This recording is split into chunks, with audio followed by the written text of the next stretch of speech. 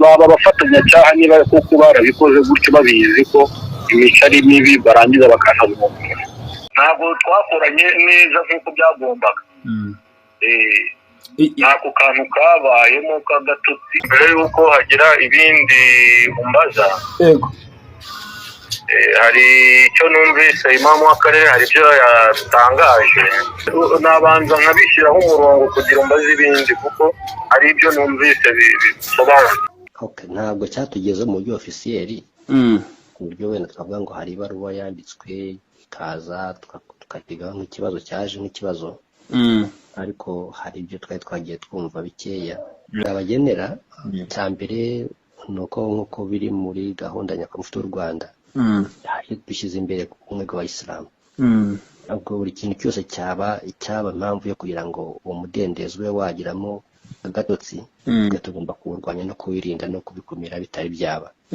Ijwi ry'umuyisilamu, dutume tugutumikire muyisilamu, ibikorwa ni wowe bikorerwa. Mafuti yaje kudusura ntabwo nanamubona. Yego, urakoze cyane. Abonye Mufuti nari nsanzwe ntamubona, ariko bwari bwo bwa mbere byakiriye neza. Umwihariko rero dutegereje ikiganiro, tuzamubwira ibyifuzo byacu bisesuye dufite.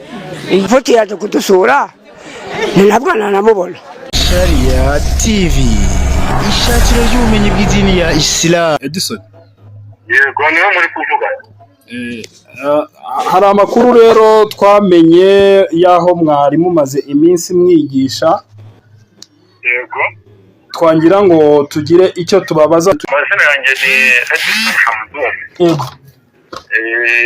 Ibyo biganiro mwakoze narabikurikiranye. Yego. Ariko mbere y'uko hagira ibindi umbaza. Yego. Hari icyo numvise imamu w'akarere hari ibyo yatangaje. Wenda mbere y'uko ujya kuri nabanza nkabishyiraho umurongo kugira mbaze ibindi kuko hari ibyo numvise bisobanutse. Okay, sawa, nta kibazo. Nkaho yavuze ngo Musanze ngo nigishijeyo. Yego. Mu by'ukuri ntabwo ari byo. Ntabwo ari byo, ibyo ngibyo ntabwo ari byo. Ni ikinyoma. Noneho hari ubundi buryo yagiye avuga ngo nagiye mva ahantu mu buryo budasobanutse. Nabyo ntabwo ari byo kuko urugero mva nk'i Rubavu. Yego. Nkaho ngaho i Rubavu. Yego. Uburyo nahavuye burazwi, ni uburyo buri official. Yego. Abayisilamu bari bahari mu misigiti, ndabasezera, imodoka yari iparitse aho ngaho hanze. Genda bose babireba, nta kibazo nagiranye n'ubwo buyobozi bw'aho ngaho cyangwa se n'abasilamu b'aho ngaho. Umuhamya keretse muhageze mukababaza. Ahandi yavuze Kigali. Kigali naho mu by'ukuri abarimu n'abayoborwa n'iki byose n'amakomite ntabwo habura ibintu batumvikanaho. Byarabaye ariko uko nahavuye twari twakoze ikiganiro twiyunze byarangiye. Mu by'ukuri kuhava nanone ari ukuva i Rubavu no kuva i Kigali. Nahamagawe n'urwego yavuze rushinzwe korona aho ngaho mu karere ka Rwamagana n'umuyobozi wabo. Ntabwo nizanye cyangwa njye gusaba akazi. Nabo bavandimwe bantekerejeho babona ko nshoboye. Ntabwo watekereza ku muntu ubona ko adashoboye. Mu by'ukuri kandi ikindi nashyiraho umurongo, ntabwo wahamagara umuntu mu nshingano afite imico mibi. Ntabwo waba uri gushyigikira umuntu mu mafuti kandi ibyo ngibyo mu by'ukuri byaba ari n'ubufatanyacyaha. Ntabwo baba abafatanyacyaha niba kuko barabikoze gutyo babizi ko imico ari mibi barangiza bakanabimubwira. Ikindi hari ahandi yavuze ngo Kirehe noherejwe na marikazi yo kwa Kadafi. Mu by'ukuri dusinya kontara nyirango urabizi. uburyo nahavuye barabizi abo bayobozi, nahavuye njye mu mujyi wa Dubai njye gukomeza amasomo yanjye, ntabwo nahavuye nabi. Ibyo ngibyo nabyo ni ikinyoma. Abo nasezeye barahari ku musigiti, ababyeyi bose muri rusange, nigishaga abana barenze 200. Ndi na imamu, ndi na ustazi. Ubundi nkunze kugera ahantu ndi imamu, ndi na ustazi. Imamu aba ari umuyobozi w'abayisilamu muri ako gace, ustazi aba ari mwarimu wa Qur'an. Urumva ni inshingano ziba zinavunanye cyane. Nahavuye neza, barabizi, imodoka iparita aho hanze y'umusigiti, ndabasezera ku neza. Mpamagawe nande, nari mpamagawe n'urwo rwego yavuze rushinzwe Qur'an mu karere ka Rwamagana. Urumva neza icyo kintu? Ndakumva cyane. Ntabwo ngiye nabasabye akazi, barampamagaye. Icyo gihe nari ngiye kwigisha mu kandi gace k'aho ngaho Rwamagana cyitwa Isibagire. Barabizi, amakuru barayafite, barayazi uko naje. Urumva icyo kintu? Yego. Ubwo ni kubishyiraho umuco n'umuco byose, bamenye ko umuntu ari igihe aba arengana kandi afite umuco mwiza, ari n'inyangamugayo, ariko bagashaka kumuharabika. Urakoze cyane, reka duhera aho ngaho. Buretse nsoze. Yego. Buretse nsoze kuko byose nabikurikiranye. Naam. Akantu ku kandi. Yego. Hano ngaho i Kigali. Aha ngaho i Kigali kuhava, urabizi ibintu by'amakomite n'iki byose n'ababyeyi na mwarimu, hari ibintu batumvikana. Sibyo? Yego. Hari ibyo tutumvikanyeho, kandi tujya no mu cyicaro turabisoza, birarangira turiyunga. Niba atari ibanga, ibyo bintu mutumvikanyeho ni iki? Ni ibihe se ni mu ishuri? Ni ibijyanye n'imyigire rya Qur'an. Ibyo wenda ni ibindi birebire bigendanye na Qur'an. Yego. Nko gusabwa umusaruro. Urabizi ukuntu abanyeshuri ba Qur'an biga? Yego. Biga rimwe mu cyumweru, urumva? Kwiga rimwe na rimwe, abana biga, ndetse biga mu buryo bugoranye cyane bavuye ku kizungu. Kugusaba rero ngo umwana ngo umwigishe asome nkawe, urumva icyo kintu? Ngo cyangwa asome ibyegeranye n'ibyawe, cyangwa akurushe, urumva ni ibintu biba bikomeye cyane usabwa. Aho mwaje gufata uwuhe mwanzuro kuri icyo ngicyo musa nkaho kitari cyumvikanye neza? Icyo ngicyo ntabwo cyanagoranye cyane. Mwagifatiye umwanzuro? Twagifatiye umwanzuro kirarangira, n'ibindi byose nk'uko twabifatiraga umwanzuro bikarangira. Yego. Byarangiye neza, twiyunze rwose, binarangiye neza ku mahoro. Ntabwo kuvuga ngo nahavuye nabi. Barabizi, abo bayobozi barabizi. Ubabajije, yego, ubabajije babikubwira neza uko byarangiye. Urakoze cyane. Hanyuma mu kanya kuva aho ngaho naho njya Rwamagana. Yego. I Rwamagana nibo banyihamagariye. Urumva naragiye Isibagire, ngaruka mu mujyi wa Kigali. Nongera mva mu mujyi wa Kigali nsubira hehe? Nsubira Rwamagana, ariko mu yindi location, n'ahandi hantu mu mujyi. None ko mbere nari ndi mu cyaro, none banzanye mu mujyi.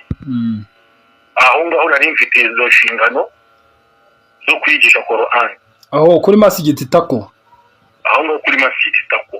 Urumva rero byihoreye nk'abiceceka ibintu nk'ibyo ngibyo, kandi ari kuvuga ngo nagiye mpava nabi, kandi ngeze ko nagiye mpava neza. Ntabwo byaba ari byo mu by'ukuri. N'abanyarwanda bafata amakuru atuzuye. Urakoze cyane. Reka nambashimira kuba munampamagaye kugira ngo nanjye narabuze uburyo nanjye nabyisobanura, ariko murakoze kuba mwampamagaye kugira ngo bisobanure. Urakoze cyane. Reka hari ikindi nsorejeho. Hari ikindi nsorejeho yavuze. Yego. Ngo baranzanye bampa inzu y'ubuntu. Icyo nacyo reka ngishireho umurongo. Iyo uzanye mwarimu, cyane cyane mwarimu uri standard cyangwa se uri ku rwego rwiza, hari ibyo umwemerera. ibyo byo nta n'ikibazo ubundi kuko iyo gahunda ibi akenshi ni ikibazo ko yavuze ngo ni inzu y'ubuntu kandi inzu yarishyurwaga inzu yarishyurwaga n'uwahoze ari imamu wa musigiti witwa Marehemu Hamuduni kuko ari muri komite yanzanye urumva icyo kintu yego noneho we agashaka abaterankunga bishyura iyo nzu niba wenda na imamu w'akarere adafite ayo makuru wenda yanayagira iyo nzu uwo muyimamu amaze kwitaba Imana iyo nzu ni yo wakomeje kuyishyura kugeza n'ubu ngubu icyo kintu uravuga ngo ni ikintu cyoroshye tukihorere gutyo we ntabwo ari uko ukihora ahubwo nangira ngo mbwire abantu baba badukurikiye ko akenshi mu nshingano z'akazi rimwe na rimwe hari ibyo ubuyobozi bukwemerera nawe hari icyo baba bagusaba n'ubwo buryo nashaka kuvuga rero ntabwo ari inzu y'ubuntu nubwo yabivuze nubwo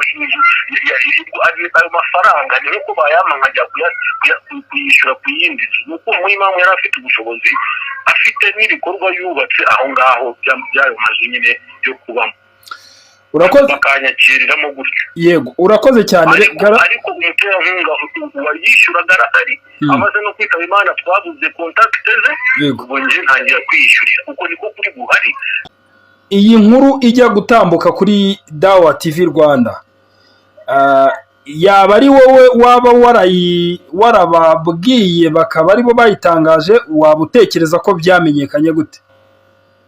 Mu by'ukuri iyi nkuru uko wayibonye abandi ko bayibonye nanjye niko nayibonye ndetse n'abarimu bagenzi banjye bagiye babinyoherereza banabibwira gihamya zirahari ubwo nanjye niko nabibonye gusa mwebwe ikibazo ubu ngubu mukimenye ubu ngubu sibyo yego ariko kimaze amezi hafi atatarenga ashyira mu kwezi kwa kane.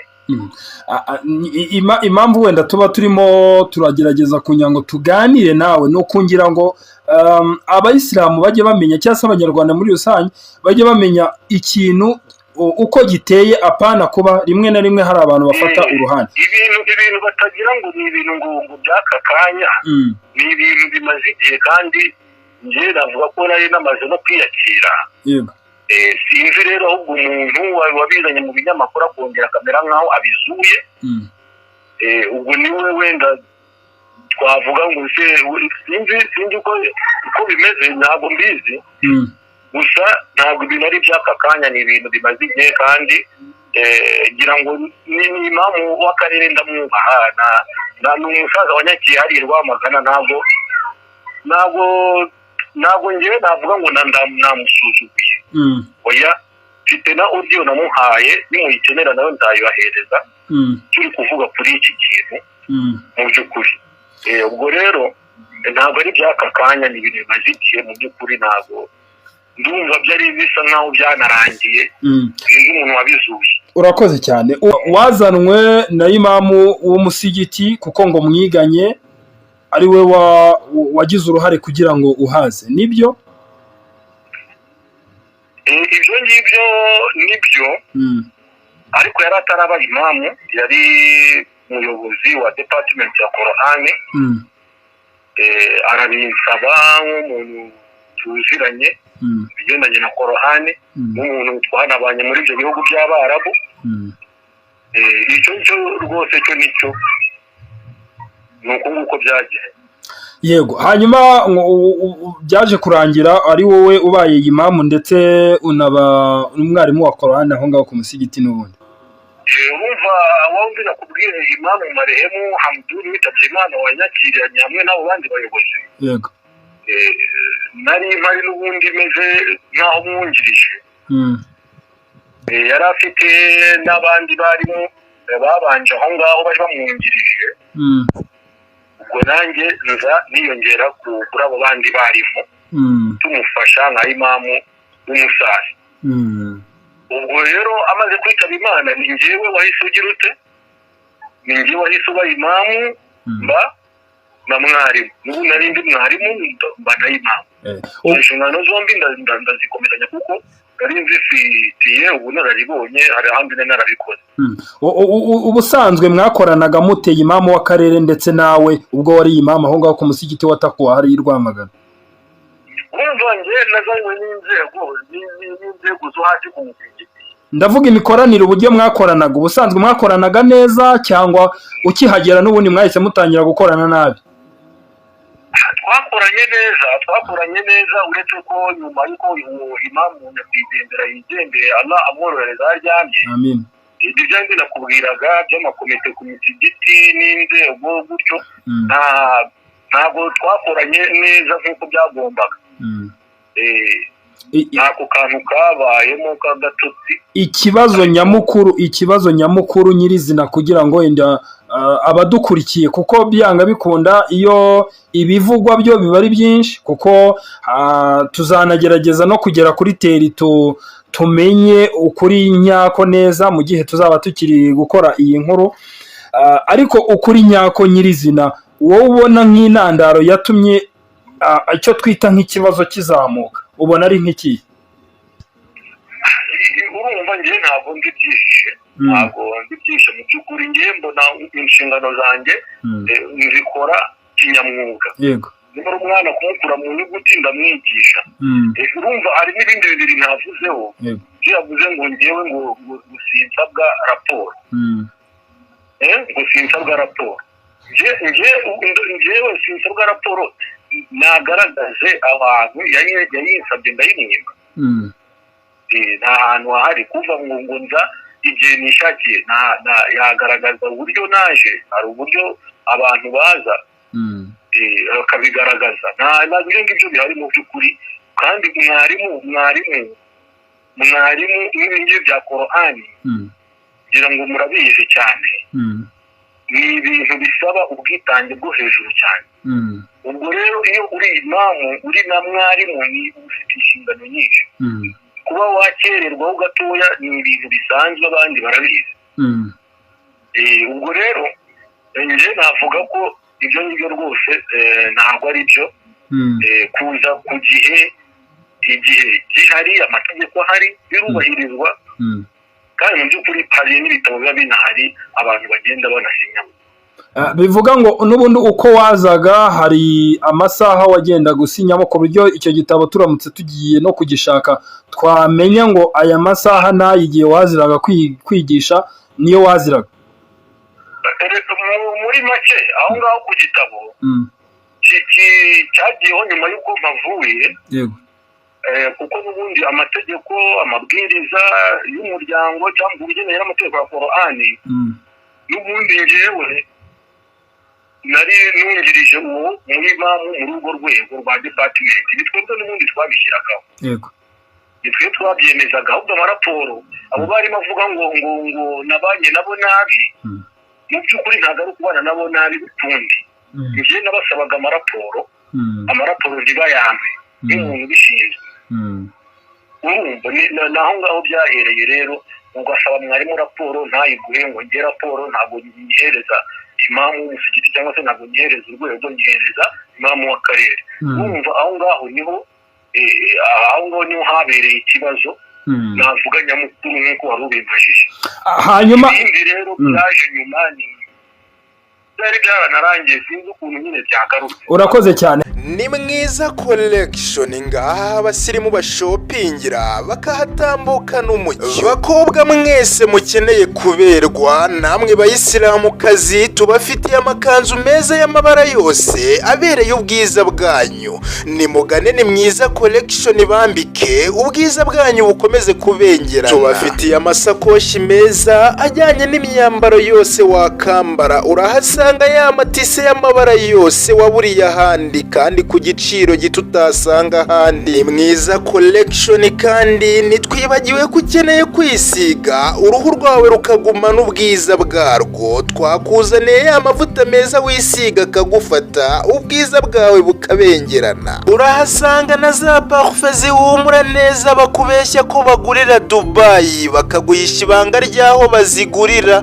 Ni muri Ni Mwiza Collection twazikura, dore ndakurangiye njye nabangangira, nkeneye ko twambara neza kandi tugahumura neza. Bagabo b'abayisilamu namwe ntitwabibagiwe, tubafitiye amakanzu meza y'amabara yose ku bayisilamu b'abagabo.